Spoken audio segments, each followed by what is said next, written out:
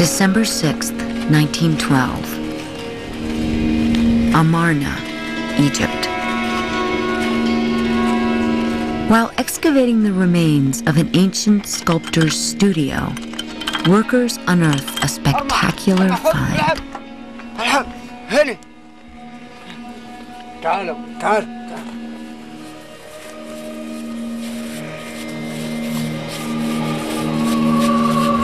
It's the painted bust of Nefertiti.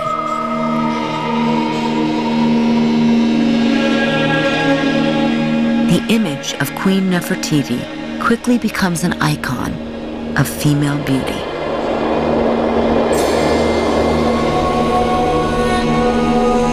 But Nefertiti is more than just a pretty face. With her husband, the heretic pharaoh Akhenaten, she leads a religious revolution that replaces Amun and his pantheon of gods with just one god, the sun disk Aten.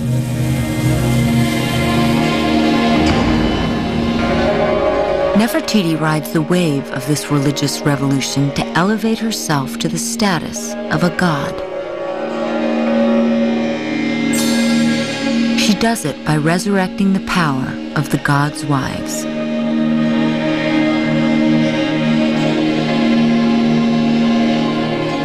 Today, in the temples of Karnak and Luxor, Egyptologists are finding evidence of Nefertiti's strategy on stones from destroyed temples.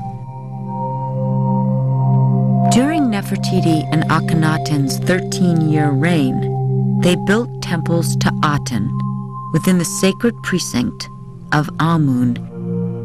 This was the ultimate act of sacrilege against the old religion. So after their reign, all their temples were destroyed and the building blocks were used as filler in the foundations of monuments built by the next rulers. At the beginning of the Ramesside dynasty, Horemheb has dismantled all the construction of Akhenaten, and he has reused these smaller blocks in the foundations of 3 pylons. So far, 60,000 blocks were discovered, and we think that many more are still buried in different foundations. Amongst the 60,000 blocks, Egyptologists are finding many stones that bear evidence of Nefertiti. On this block appears a portion of her name and one of her titles, Great Royal Wife. Other stones begin to hint at the sacred rituals she once performed, like burning incense. Amazingly, some stones have been reassembled into recognizable scenes.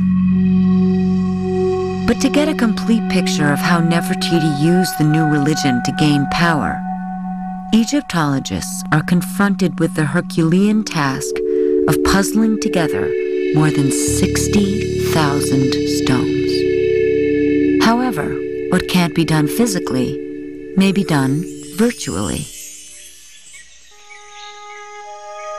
By the eastern gate of Karnak, Egyptologists are combining old-fashioned field archaeology with computer imaging.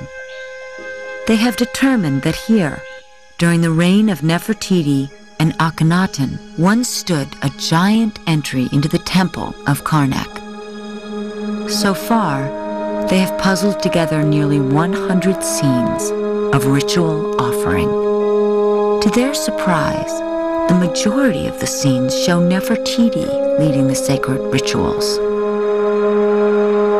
Traditionally, making offerings to the gods of incense, oils, wine, fruits, and grains can only be conducted by the pharaoh or god's wife. So this new evidence suggests that Nefertiti had at least as much power as pharaoh. And although there is no position of God's wife in this new religion, Nefertiti conducts rituals for the god Aten that are similar to the rituals performed by the gods' wives for Amun.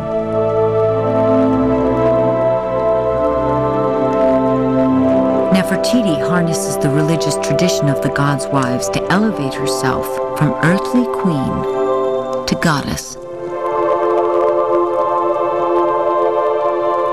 For over a decade, she is the most influential woman in the ancient world.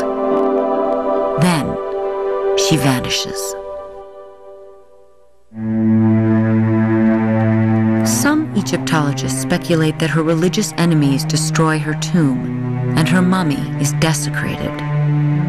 Others suggest that her mummy is secreted away by supporters and buried in a place yet to be discovered.